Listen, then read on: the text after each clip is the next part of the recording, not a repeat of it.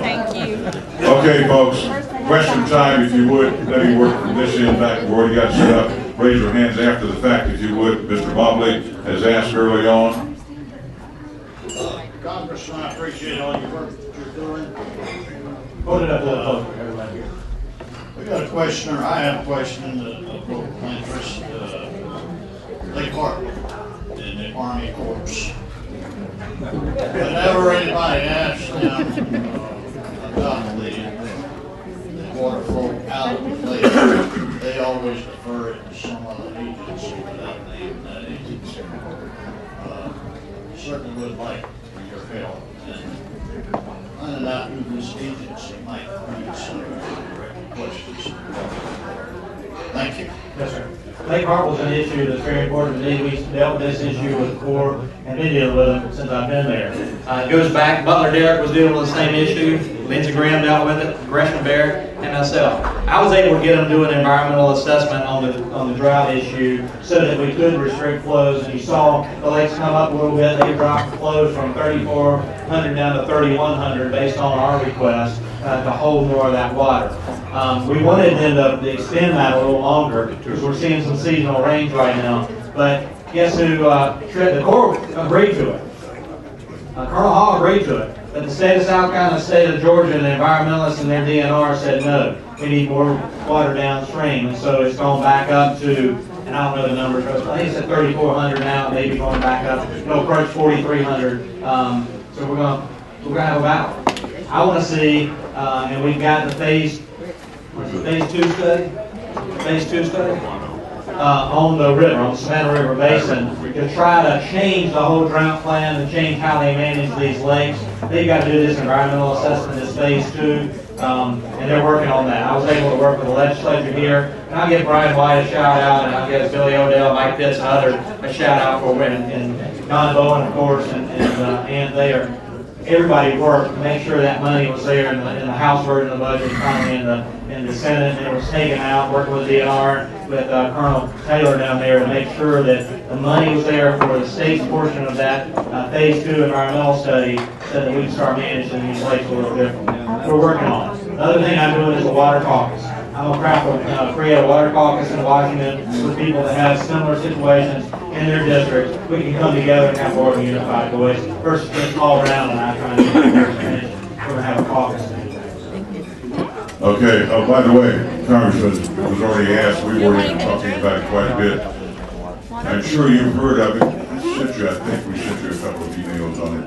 The Dick Act of 1902. The Dick Act of 1902. You'll read I'm not aware of it, but I'll all this other stuff is about guns. That's it's still in play. It is real. They don't want you to know that. All of it. Other people don't do it. Okay, very good. Good morning. I'm just asking, looking at me right now, do I look like a terrorist? You don't look like a terrorist. Now, I've got a pocket knife. What does that make me now? You can't get on a plane with it, so you'd be a terrorist if you were going to fly under their eyes. That's the whole point. We have become a nation now of cowards. Everybody knows, so before we carry on pocket knives, nobody was thinking of it. Now you can't carry pocket knives, lighters, or anything. What happened to the mighty United States? What happened to common sense? You got common sense in all this. We saw just this last week, 2 weeks ago, a little girl, spinal bifida, in a wheelchair, pink wheelchair, going to Disney World. Have y'all seen the video? It makes tears to you guys.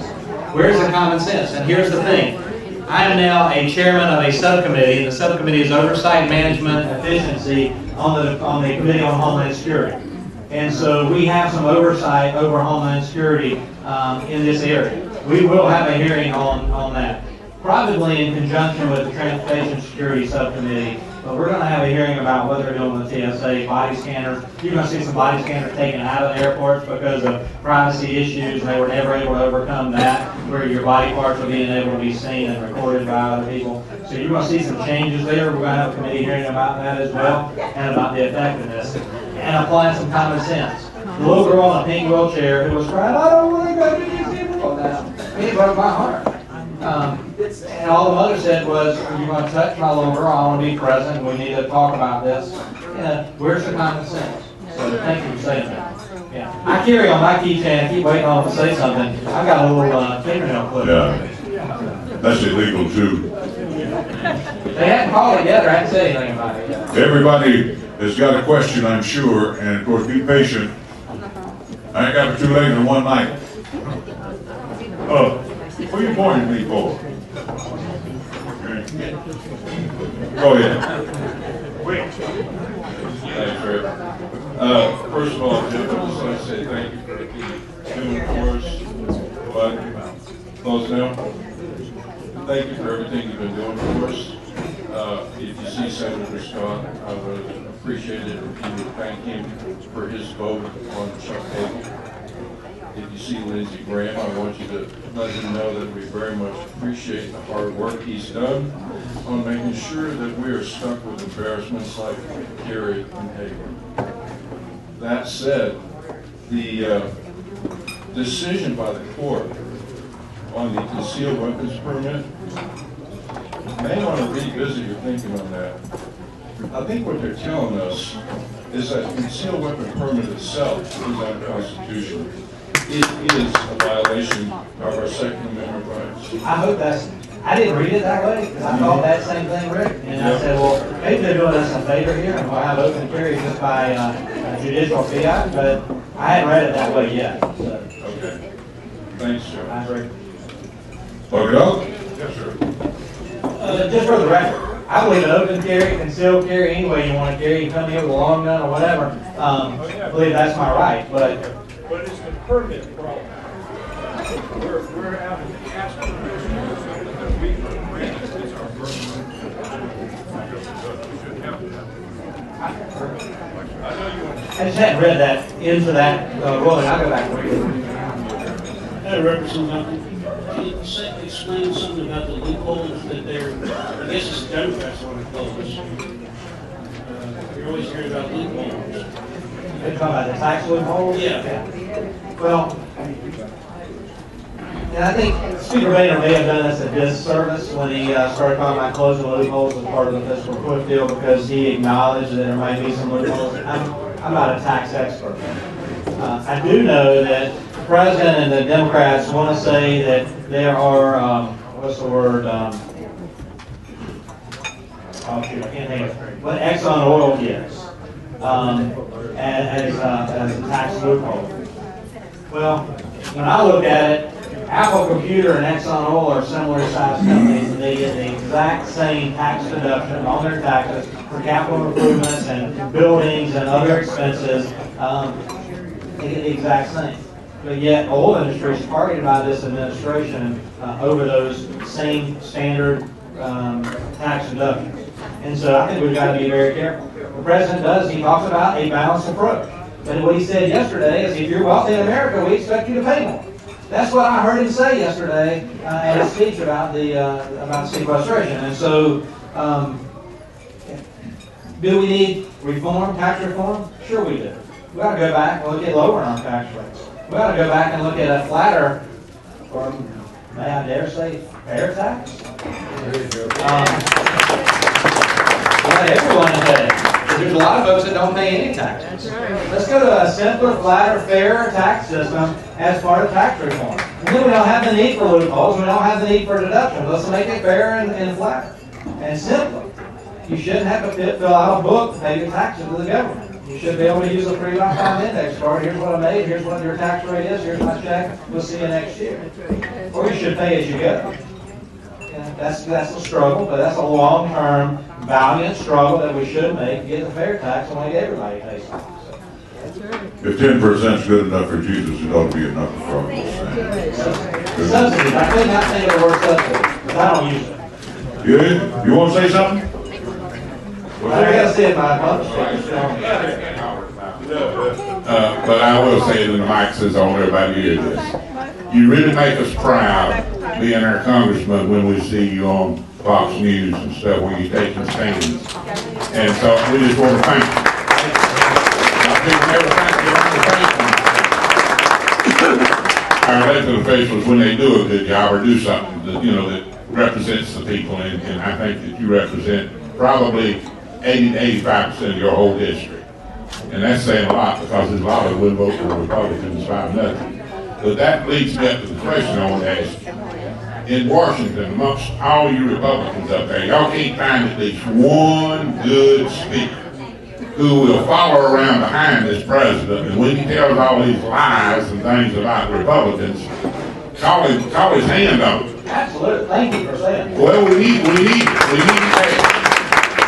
Because, see, he is the president, and a lot of people believe what he says. So he has y'all looking like, you know, almost like somebody that wants to starve people. So I just wondered if y'all could come together and find somebody who will follow around and do that. That's a great observation, and we had said it in the last Congress. I told Jeff Hensling, who was our conference chair, and I said to Kathy Morris Rogers in this Congress, we need to do a better job with messaging. Y'all suck. We got all, he takes some money out of my campaign account, I'll contribute, let's hire the best marketing firm out there, maybe the guy that does Chick-fil-A marketing, or somebody that Hobby Lobby, some Christian group, what I'd like to see, but somebody that does a better job marketing on the Republican message, and then put Paul Wright out there instead of John Maynard to carry our message. Somebody can articulate the position a little bit better. Frustration with so many people within our conference, and the exact same thing. Let's get a question on this. Yeah, we gotta move on the other side. Turn that way a lot. I'll be back up here. You know, you can't be hogs. Just start eating here, you know. Y'all I answered the very next question. What do you want? That's right. I hate to step over, but I will. You want to say something? Well, you don't get to right now. I got to go over here to this lady. She's been waving like a windmill. Well, now don't talk a long time. I won't. Thank you, Congressman, for coming, and you do represent us, and we are proud of the job you do.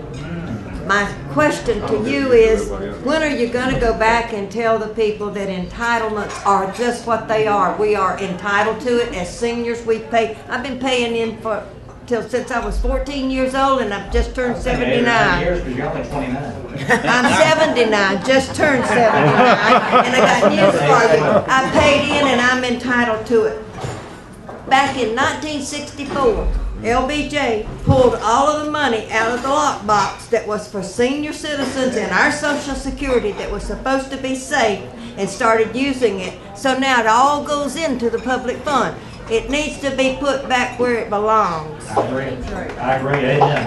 And the other thing I want to know is, when are you going to set the president's plane down and tell him he can't go to all of these places at $180,000 an hour? That's an hour, not just one time. It's an hour, and all he's doing is running up a bill. And we don't have the money for him and his wife and his children all taking separate planes to go on their lavish vacations when we can't even afford one. Thank you. Amen. God bless you.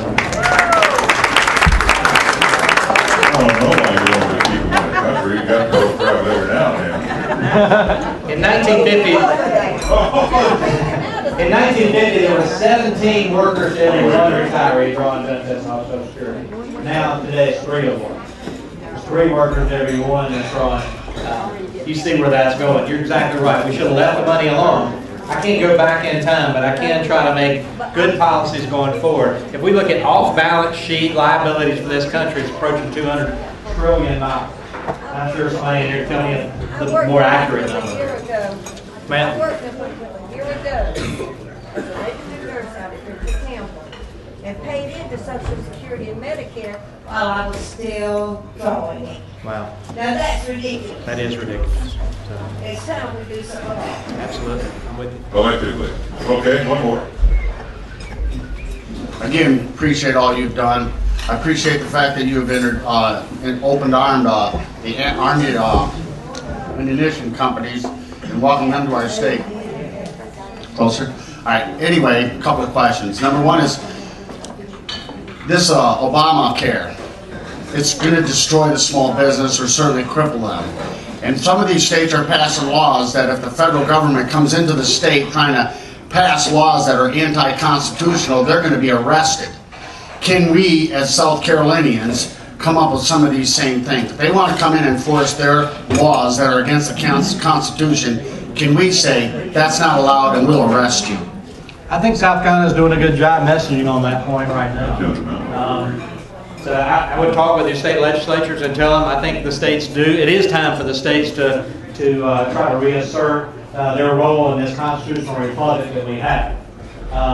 You know, we don't have a democracy. That's a misnomer. We use a democratic vote to elect people like me. But once we're there, we have a constitutional republic. So I think the states are, you're seeing it in Oklahoma, Texas, and even South Carolina, are starting to exert some of that states' rights issue, and I'm proud of it. Thank you for that. Susan Aiken is here with us as well. I want to recognize her again. She got to be up here speaking. She can do a better job. Representing the new Senator Tim That's Scott. not what. Oh, I know. She got something else to say. Of course, Congressman, I want to thank you. You know how I feel about you. I supported you in the very beginning, and I did the right thing, and I'm proud of it. Well, thank you. My question is, can you update us on the Keystone Pipeline? I saw a report this week where one group said that they were going to be in favor of it, and I was kind of surprised. I don't remember which group it was, but I think probably most people would like an update because the gas prices are ridiculous now. Thank you. Yeah, the State Department had an environmental division that basically said they didn't have any problem with the Keystone Pipeline now, so that's one hurdle that's been overcome within the State Department itself. And there's numerous pieces of legislation floating around that authorize the Keystone Pipeline. I don't see how President Obama and John Kerry, Secretary Kerry now, can get by not approving this. It looks like it's heading in the right direction. We'll see. We've got, as Americans, keep the pressure on the administration that we want to see. If we can't have American energy independence, why not North American energy independence and bring that Canadian oil down to the refineries that we have here, drop that price at the pump. And this is the largest, the most you paid at the pump this time of year in a very, very, very long time as a percentage over last year. So, yes, sir. Thank you for coming and speaking with us. I'd like to reinforce what was said about we need someone to speak for the Republican Party. I'd like to give you an example. I have a 93-year-old sister who said that she heard President Obama say if Romney was elected, she'd lose her Social Security. I tried and I tried and I tried to convince her it was not this way. This is one of the fundamental problems that we have. And we need to convince people who are getting Housing 8 assistance, Section 8 housing, that if we keep going down the track where we're going, they're going to lose that. And this message is not being put out there strong enough.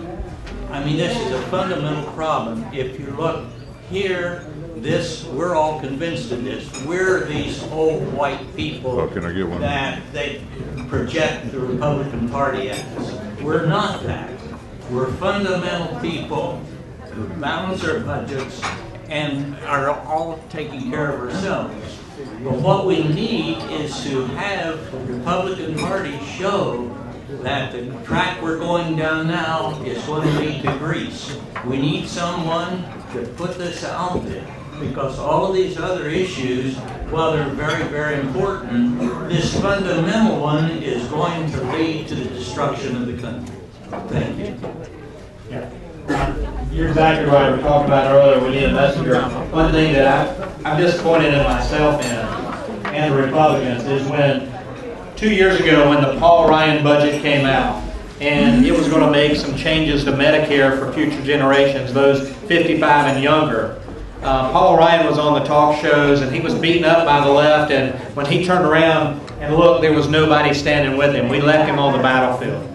Nobody went out there with him because they were scared just being elected or whatever, just taking the majority. Paul was standing out there by himself.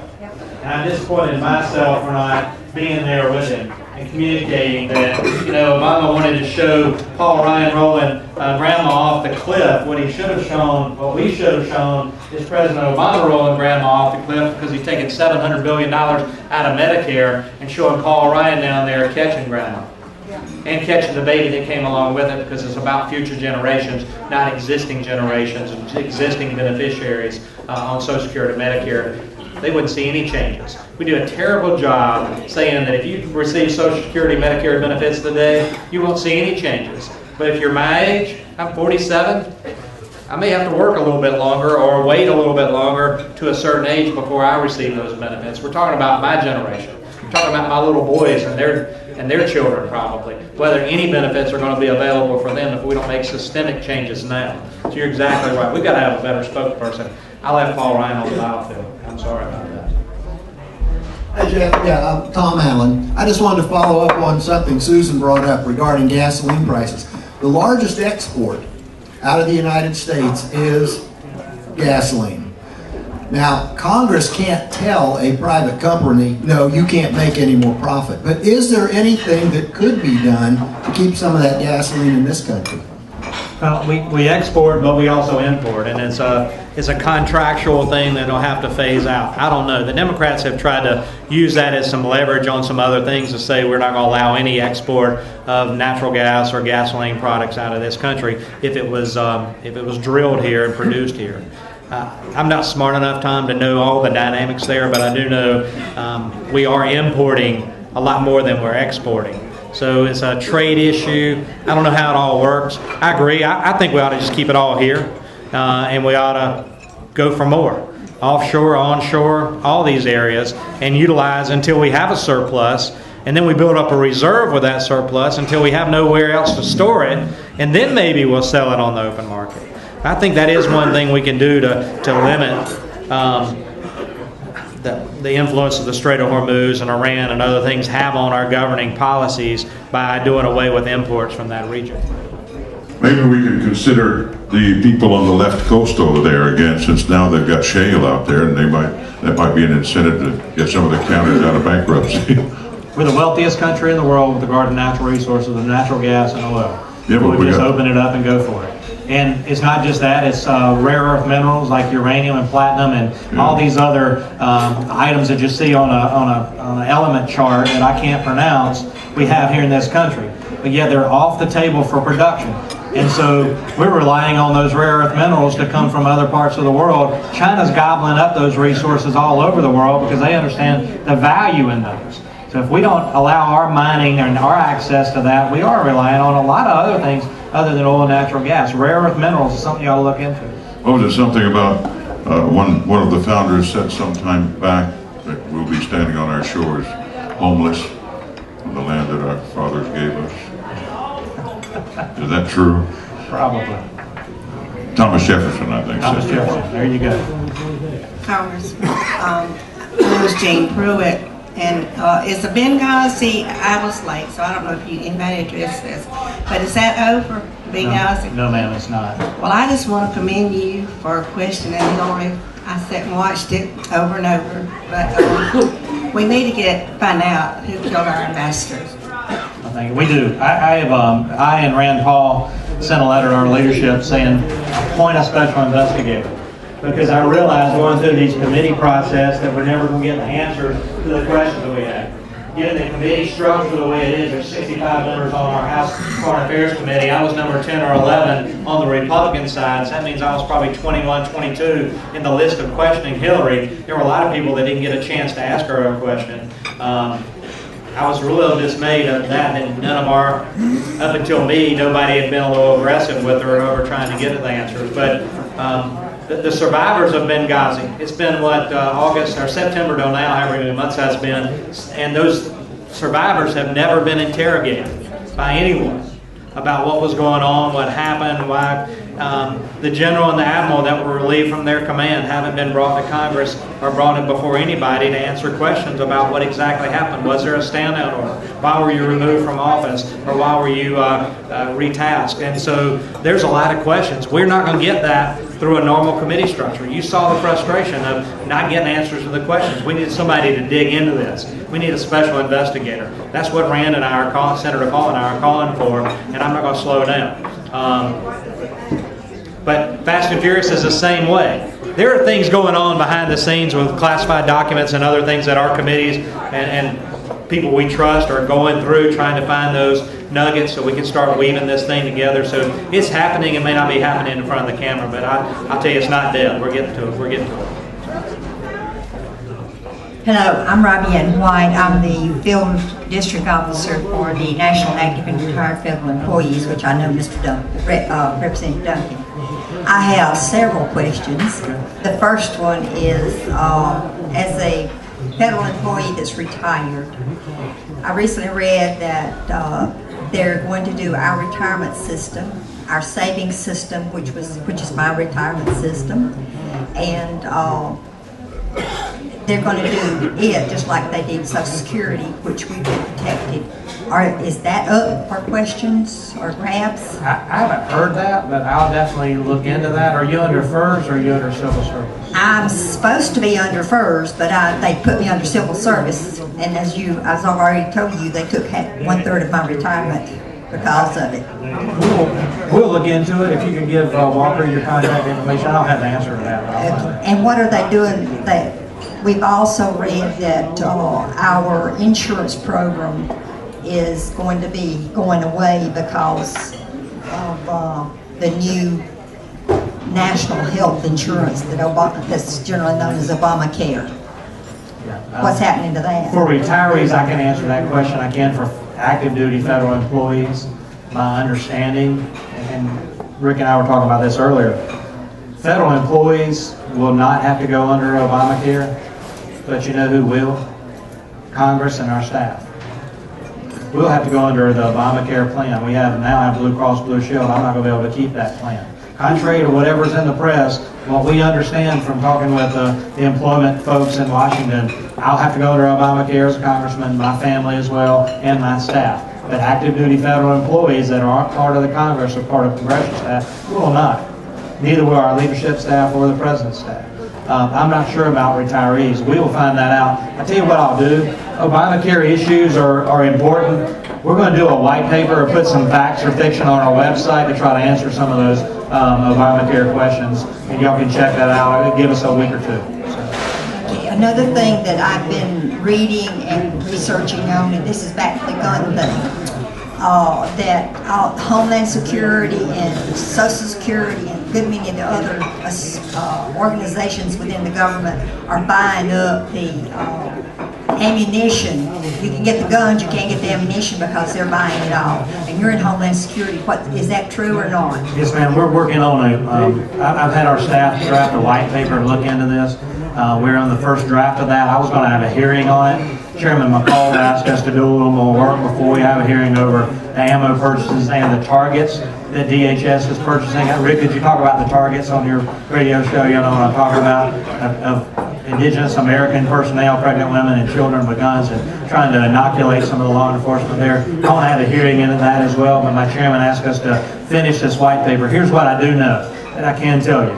It hadn't been a purchase, it was an RFP, a request for proposal, and a contract over a 5-year period of time done by the Immigration and Customs Enforcement's training facility. They handle the procurement of all that contract for all of DHS. If you think about DHS wasn't in existence until after 9/11, so about 2002. It brought 22 sub-agencies up under an umbrella organization, including the Coast Guard, including Secret Service, including ICE, which is now it's called ICE, it was called something else before, Customs and Border Protection. They're all under that DHS umbrella.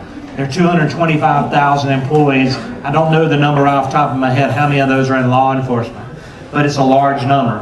So what this white paper, and we'll get it put out on our website at some point once we verify some of the information, because what I want to do, I know what the situation is now. We know how much ammo was requested under the request for proposal. It hadn't been purchased, but it's a contract to purchase if needed over a 5-year period of time. I know what the situation is now. What I want to look at is compared to past administrations, and it's taken a little longer because before 9/11, all those agencies were standalone agencies. So we're having to look at all those agencies, those contracts for ammunition, their training schedule, their standard qualification schedule, and add all those up and compare it to where we are now in this 5-year contract. Because I don't want to put something out there that leads to the conspiracy. I want to put the facts out there.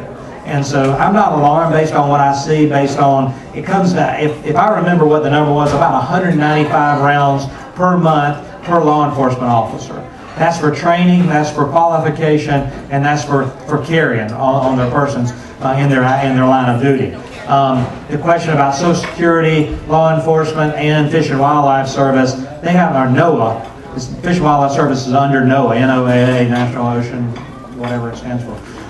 One of those government analogies or whatever. But they have law enforcement personnel. They need to carry ammo too. They have training qualification. So we're just trying to make sure we give you an informed answer, and everyone all around the globe an informed answer on that doesn't feed the conspiracy, lays the facts out there. But I'm concerned. When I go to Academy Sports or Dick's or Grady's, there's not a lot of ammo, especially 22, 223, 5.56, 7.62, 5.39, all the popular calibers, they're not available. Well, they're not available not because of anything the federal government does other than the bad Obama policies that are driving us as average Americans to believe in the Second Amendment, like to shoot, like to have enough ammo to defend ourselves. We're going to the store. We're concerned. We're buying it. We're causing a shortage. I do know that. Well, even our police force can't get ammunition that they need, so that's, if you haven't heard that. One other question. I'm bad to read executive orders. There's one that he filed about 6 months ago, that President Obama filed about 6 months ago, and it sounds like he's putting us under Interpol. Sounds like what? That he's putting us under the National Security Force, Interpol. Yeah. And I didn't like that one, and there's several he's wrote that I don't like, but one of those that are concerned about that was the same thing Bush signed and Reagan signed. It has some history. I have to go back and look at that exact one. If you'll let my office know, we were concerned as well when we looked at it. The language and all is the same. He just signed it, and because it's President Obama, people were concerned, but it's actually the same executive order that had been signed by past presidents. So. Well, the one that Reagan signed kept the American citizens out from under it. They had to work with our law enforcement. And it sounded like when I read his, that they could come in and take over. But I'm not discounting it at all. I believe you because I'm concerned with NDAA provisions that we got some language changed on, but the original language was very, very ambiguous about detaining Americans. I'm very, very concerned about the use of drones and whether Americans, and the fact that Brennan can't answer the question about whether Americans could be targeted by drones.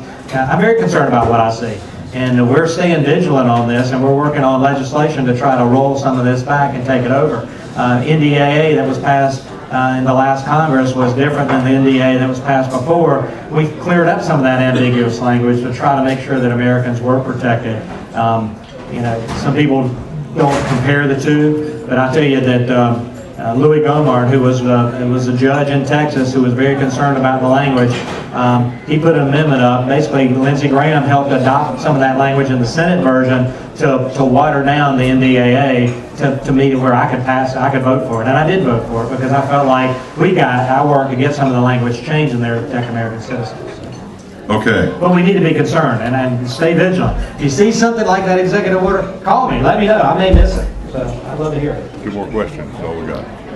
Well, first, Congressman, I'll tell you that I'm very close to 80 years old, and you're the best congressman I've had, and I appreciate that. I'm concerned about, for lack of a better term, the fairness doctrine. Most of the things in life come down to a matter of cash flow. I'm on Social Security. Thanks to Al Gore, I pay tax on my Social Security. That's an oxymoron. We're never supposed to pay tax on Social That's Security. correct. And I'd like to see some correction to that. It was announced today that the state of California, which is bankrupt, has $190 million in welfare checks or their credit card being cashed overseas. Since part of their welfare money comes from the federal government, I'd like to see us curtail that. Yeah, I'll look into that as well. Welfare checks, cash overseas. Yeah, they get it on a credit card. Yeah. And they can't buy it. I've heard a few other stories about people that were getting their Social Security checks while they're in jail. Boy, that's a wonderful thing, isn't it? Well, they eat good. By the way, we would keep in mind that the waitresses are working awfully hard. We've only got time for one more question for the Congressman. Yes, sir.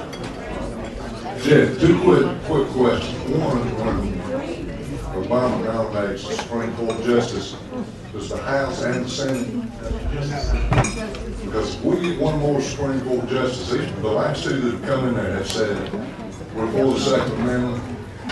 In my opinion, they're lying. And now they'll be put in jail because these people are left-wing people who don't care anything about the Second Amendment. Don't really care anything about the Constitution at all. Then they go straight in and try to, the first thing they're doing is trying to destroy the Constitution. The next one that comes in, somebody better be fighting because it's going to be one more vote. What are we going to do? They're going to say, well, the Second Amendment don't mean, I'm not turning my guns in. I'm not going to do it. That wasn't talked about enough in the presidential campaign by Romney camp. Somebody better be ready to fight. Supreme Court was, if some of these justices do retire or pass away, Obama could have more than one, but it only changed the mix with just one. And so, talk to Tim Scott, talk to Lindsey Graham. They're going to have a vote on confirmation of the Supreme Court justices. I won't. And that's just the nature of our Constitution. They have confirmation power. So talk with them about your concerns. I was concerned when Lindsey voted for Kagan and Sotomayor. And anyway, talk to them. Okay, line one. Final question. Mr. Duncan, my name is Danny Floyd. Last time I talked to you was February last. Sorry about that. The last one, they said they were the last person, but I got to ask you something there at the end. I just Save the best for last every time. obviously so. But I had just retired from the military, and I came at you pretty hard about why wasn't you doing anything that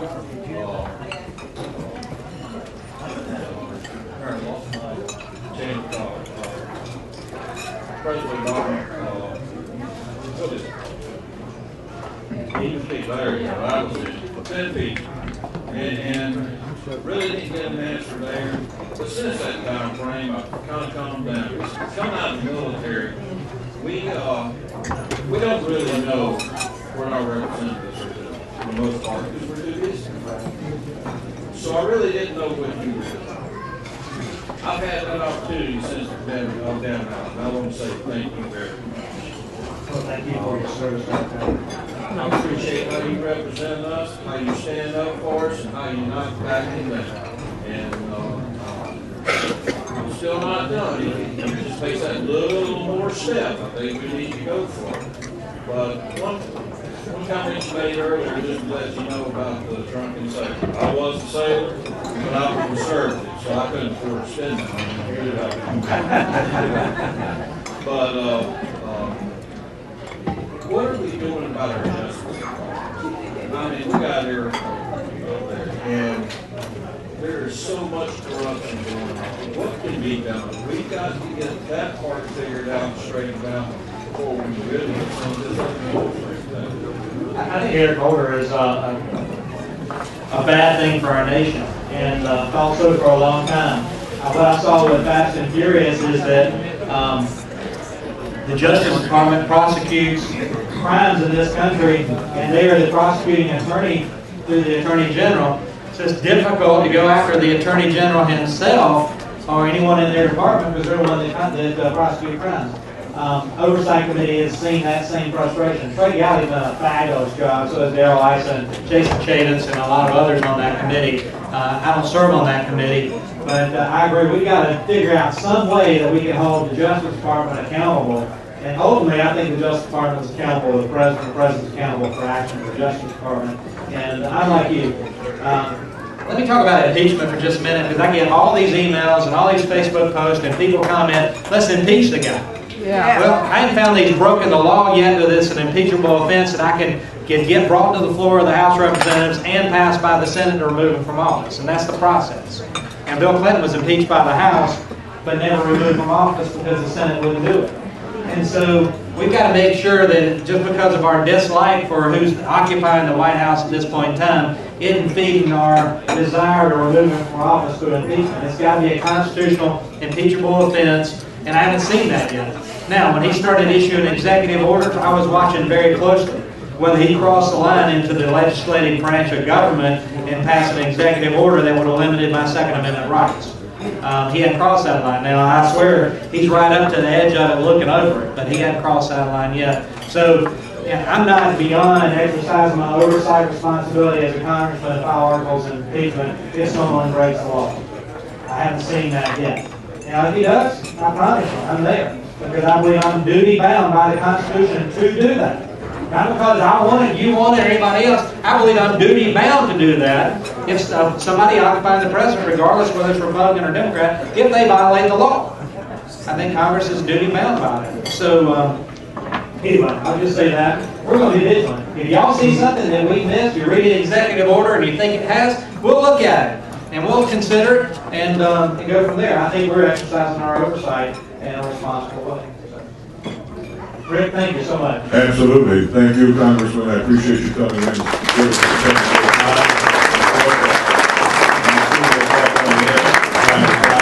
One thing I meant to say is to thank everyone that is in this room that served in our military, like Mr. Floyd here. That means a lot. Thank you for that. I had an opportunity to visit with a lot of folks around the globe that are serving in active duty aircraft here in the Persian Gulf.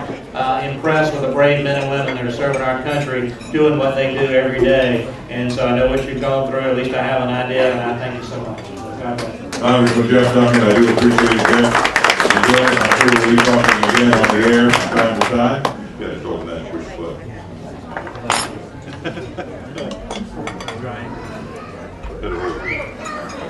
We're going to give away some stuff. Did you get a ticket, by the way? I didn't get a ticket. You didn't? Okay. Yeah, don't spend any more time. Bill, run a little bit. Thanks again, Congressman. Done some good things. Enjoy the meal. By the way, don't forget to look for tickets all around and drink and stuff. And what was that? Nobody said anything. Okay. Waitresses would appreciate a little help. Lines are tough out here. We're going to give away some stuff here in a moment or two. Enjoy your meal. We'll begin that in just a moment. You're cracking and popping. There you go.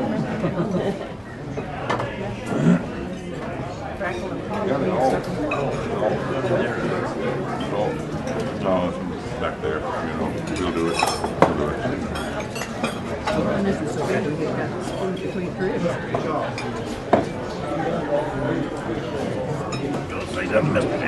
Yes. Brianna, we need to take it.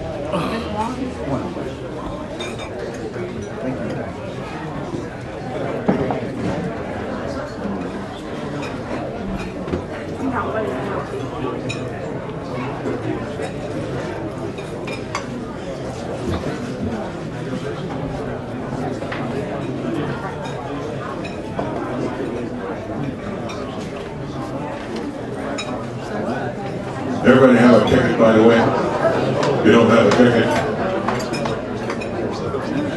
you better get one.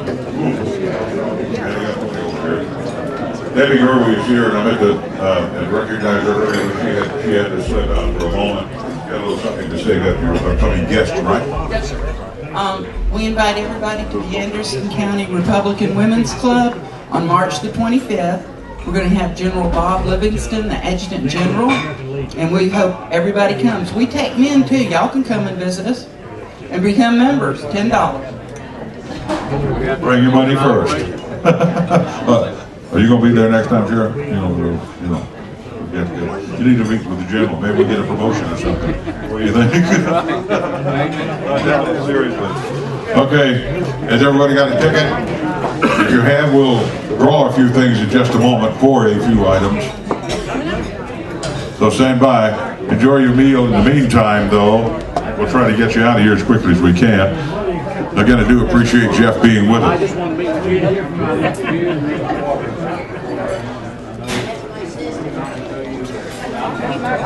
Rick, let me tell you, I think this is a great place to have your meetings. I mean, everybody had room. Yeah, I got room, good food. Yeah. This was very good. Yeah, well, I think it's good.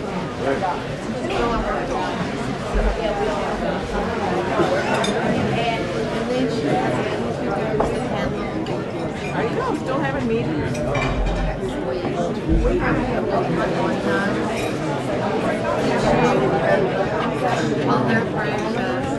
I haven't seen them don't see it on Facebook pictures, video, jumping in on Facebook. They've just been working with this week. That makes it really hard. I don't want that. You've been going there already.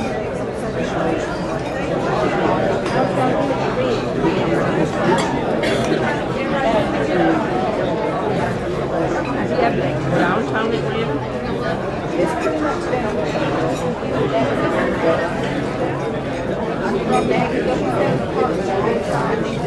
let's hope if any disaster comes this on the weekend when we're home.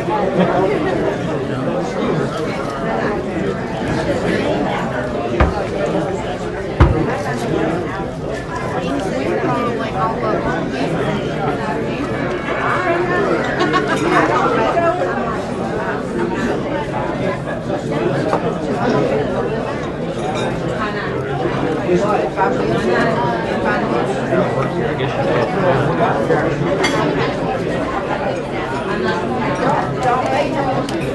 Is that yours?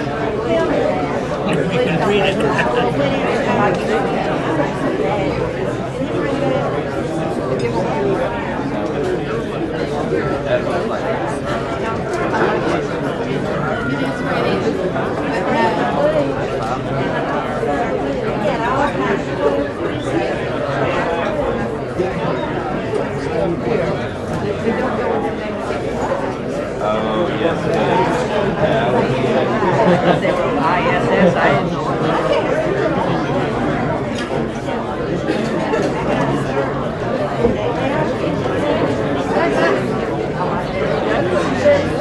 that does smell like blue there.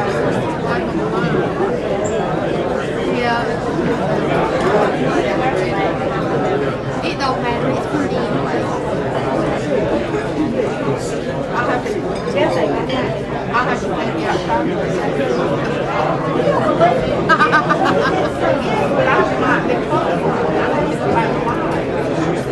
Did you find my twin sister?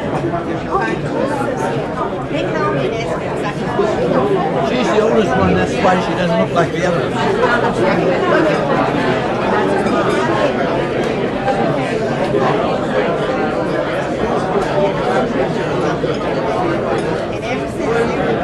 Chairman of your precinct.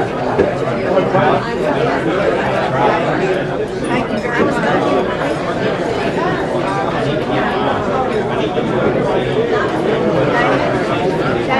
Did you get to eat? Folks, could I have your attention one? Dan's got something else to say, like he ain't said enough already, you know. Here we go. Hey everybody, I pass around to each table a sheet to sign up to put yourself on our email list. We would really appreciate it if you would give us your email list for the Anderson County Republican Party. I promise you we will never let this email list go anywhere other than internal party use.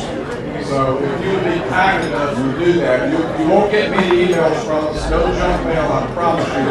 But if you would do that, we would really appreciate it. There's a sheet on every table. Thank you. Look it up.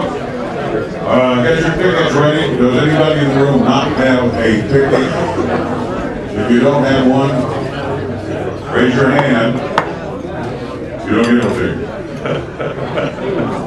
Oh, this is back right there. Raise your hand. Okay.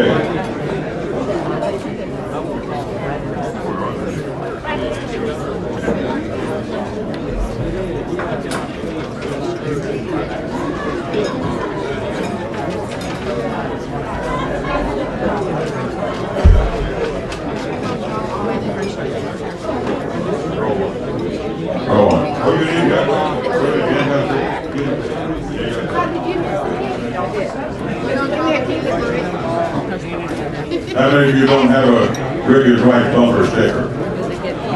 We're going to take your ticket out of the bucket if you don't. We got one in case you want one up here.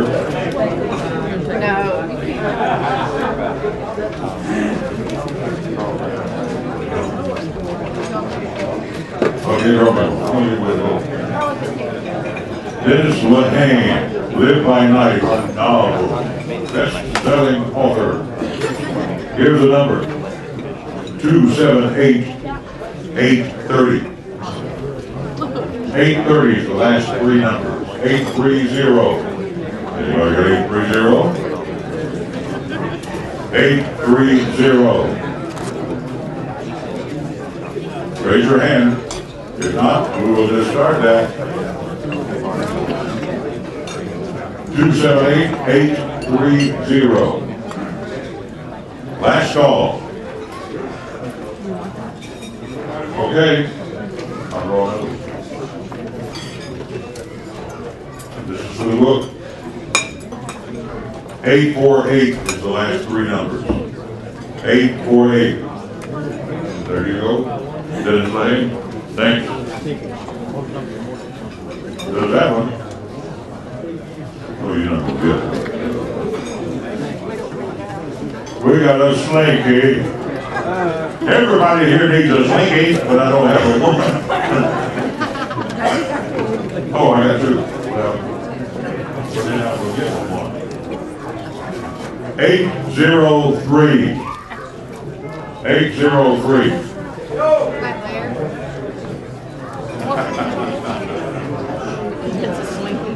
Now, stay off the step with this thing.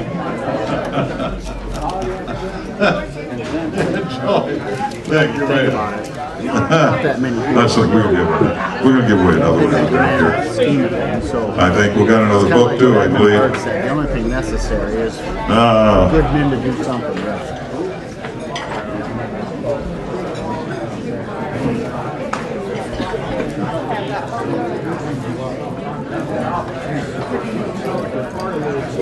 What you want?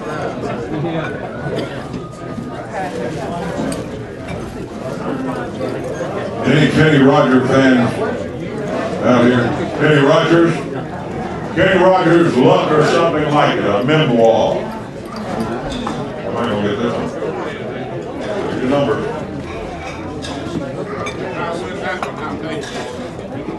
769.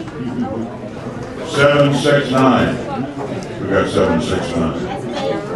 769. Why did you holler? You're all out.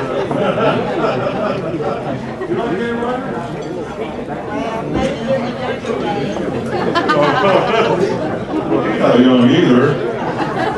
I got one from Dan Hampton.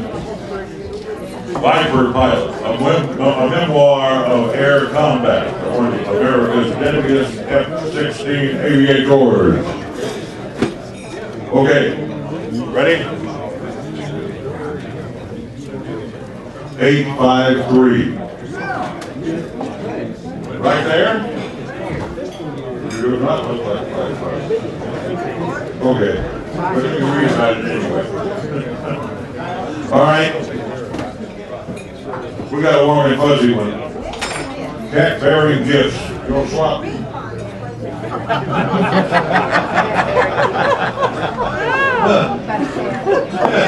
Oh, you do?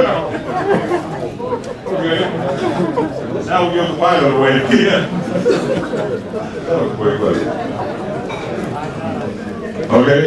Here's the number. Again, the Viper pilot. 789. 789.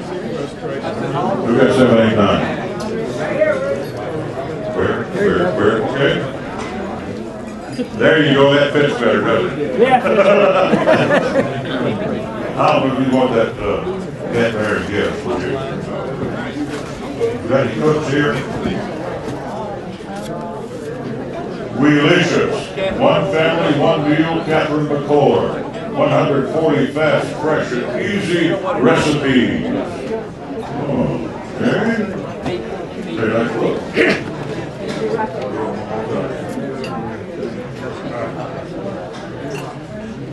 783. 783. The cookbook. 783. I read. You got a cookbook. excuse it. No, I got it. Okay, what's that? Oh, here's a Sigma Force novel from James Rollin. Another one of these bestsellers called Bloodline. These are old. You knew. Okay, check your number one more time. I think. 806. We got 806. 806. You got Bloodline. We got a little candy too. Anybody can't have sugar candy? Thank you, sir. Enjoy. Anybody a diabetic? Well, let's finish that all the learn. Don't need to be going out ahead of that.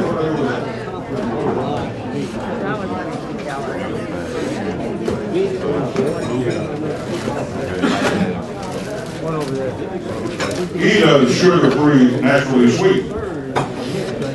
Hard candy. And a book. Dick Wolf, The Intercept. One more number.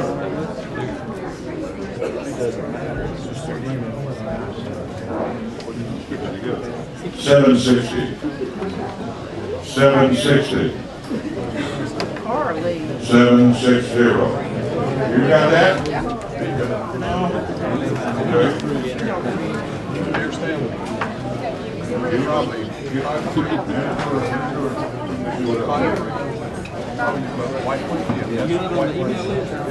Look what I do.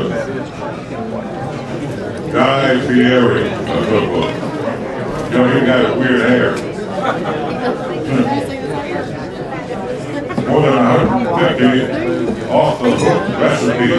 Big book, too. Look at this thing. $30. Man. Check it out.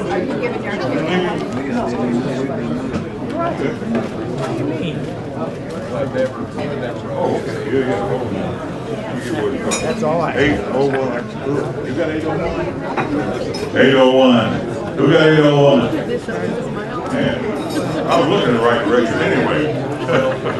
Okay, we're going to take a vote here in a minute. Which motion for here haven't left yet? There's your cookbook. Now you just look like it. Where's your apron? I think you'll enjoy that. You heard us talking about this hospitality tax. Yeah! 2 pennies, 2%. What it is. Tom Allen is going to ask you a question. Thank you, Rick. We have heard about the hospitality tax. So I thought, first of all, I want to ask a quick question. How many people are from District 4? County Council District 4? 1, 2, 3, 4, okay, so we've got a half a dozen or so, okay. The question I have, how many of you are for the hospitality tax? How many of you are against the hospitality tax? Yeah. I still don't see all the hands, but I guess we've got some undecided people over here, okay? How many of you today are paying the hospitality tax? All of you, okay. Why? I'm going to have Rick have this outside the city limits from now on. Yeah, buddy. Because all I had was a bottle of water that I brought with me. I couldn't afford it anymore. But one other thing, I did that just to liven things up a little bit because we're getting kind of quiet. But as some of you probably know, I'm going to have a town hall meeting in Pendleton Monday night at 7 p.m. It'll be at the end of their normal town council meeting. And since there's been some rumor or supposition, maybe some fact to it, that some of these meetings are getting stacked with people that want a hospitality tax, I wanted to let you know that that meeting will be in Pendleton. They start their town council meeting about 7 p.m. We'll probably get started around 7:30 because they said they would try to keep a short agenda so that we can get on. So I just wanted to let you know that and get your opinion on the hospitality tax like I didn't know what it was going to be. All right? Thank you. You do what? No more. All right. Of course, I still think it's stacked, Tom. You know, I mean, that's real.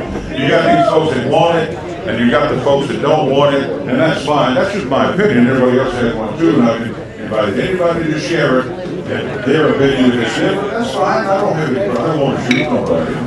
None of us want to take my lawnmower, then we got a problem. But that's just the way it is. We'll see how it works out. Now, let me ask you something. Would you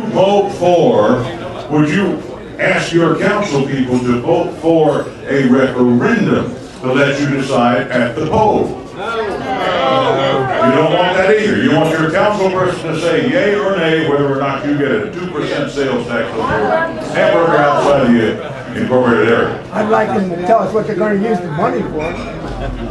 Well, I'd like to know why there's a need for more dollars for something, and I have to ask the question, what did you do with what we gave you to start with? You know, I mean, that's just what I ask, and I don't think that's unreasonable. If they vote put it for a referendum, all they do is dodging the bullet yourself. Well, that's always the way it is with you. They want it, but they want us to vote for it. Everybody wants to go to heaven, but nobody wants to die. That always the case. I know. Well, that's all right. Well, you got something to say? Yeah. Scream. One thing to correct it. They don't have to vote yea or nay, because they don't even have to bring it to a vote. All they've got to do is leave it alone. Table it. No, don't even have to table it. Just don't vote it. It doesn't have to be voted on. It's an issue. Well, you know, if it gets put on the agenda, I don't say table it, but that can be brought up with you tonight. Send in this information. Okay, well, there it is. You both do what you got to do. Okay, we got to continue on. Folks got to go places, do things, and all that sort of thing. We're going to give away.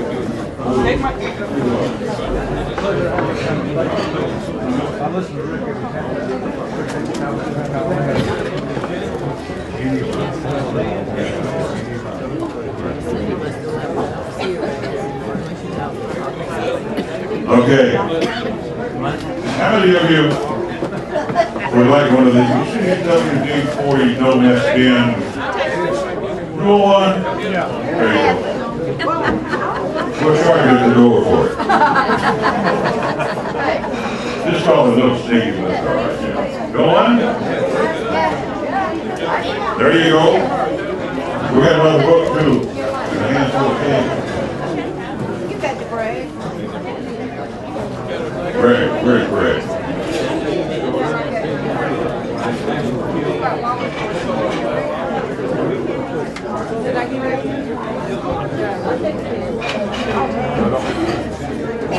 Those of you that are leaving, thanks for leaving so quickly, you're going to miss some good stuff. Gotta go. Regular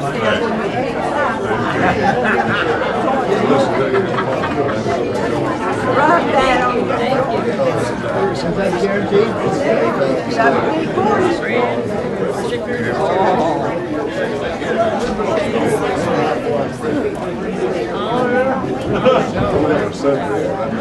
I've started coming in sometimes just see what you look like.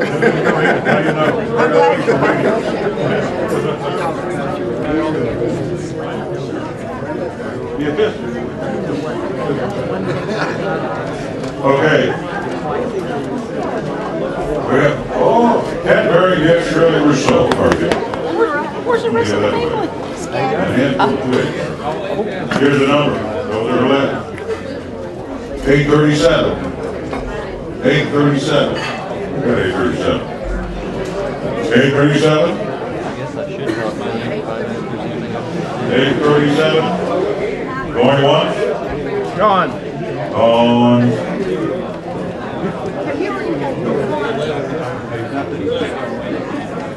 But I will.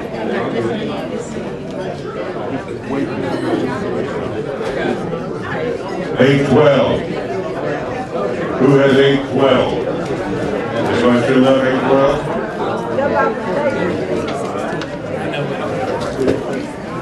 812 going once. Twice.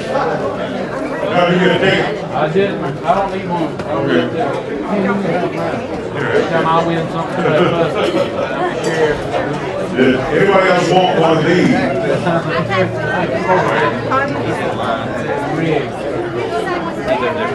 30-40, There's somebody down there. yeah, I got you. I never seen the sheriff that much. Last one.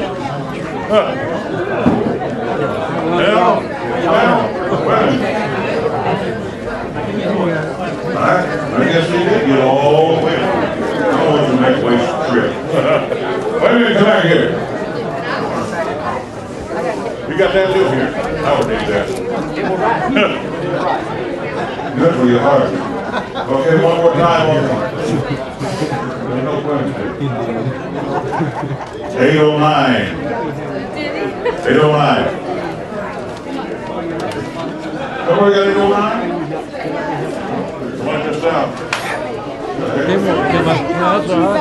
813.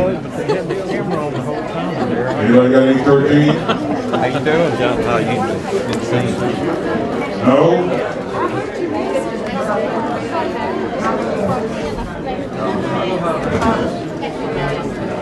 One more time. Nobody had 813. 776. Hey, 776.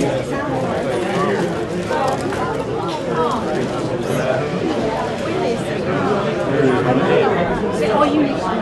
No, it's right here. No, I don't need one. We don't need the head.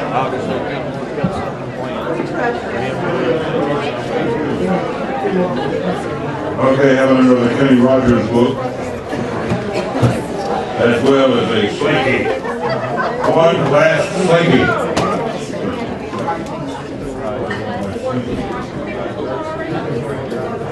$770. I want another book, though. I got Kenny Rogers already. You got $770? I'm not believing that. How'd you get 2 tickets? Probably need to read the book. And I will give you a Kenny Rogers then. Every now and then I stop out there. I got you. Wait a second. We did today. Maybe he'll give you a We seat. did today. Yeah.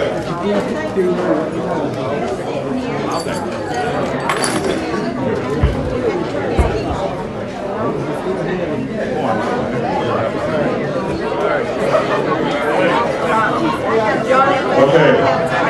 Get the reconstruction. Charles Sullivan tried to call him and he Charles Sullivan responsibility That might be illegal.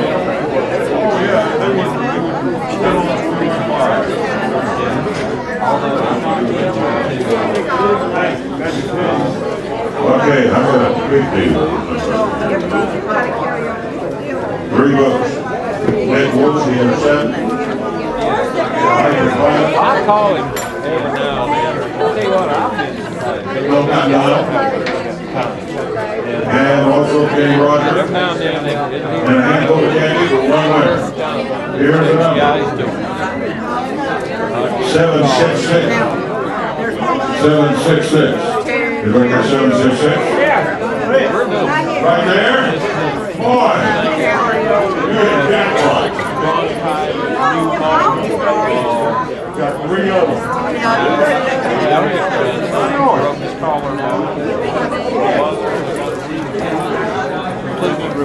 Give those to done 3 years. Yeah. Messed up. We're supposed to go to Florida.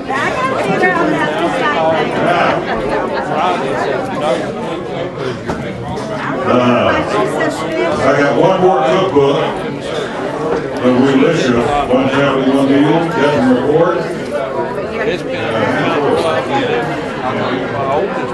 Here's the number 794. 794. 794. Going once, going twice. 794 to 818. Anybody got 818? 818.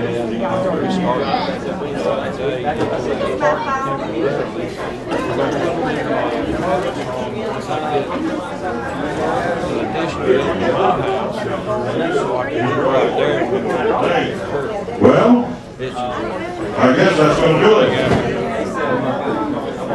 Thank you all for coming. Enjoyed it. Hope you learned a little something. I appreciate everybody that came. Please help the waitresses out a little bit before you leave. They would appreciate it very much. And join me Monday morning. I'll be back 5 after 7.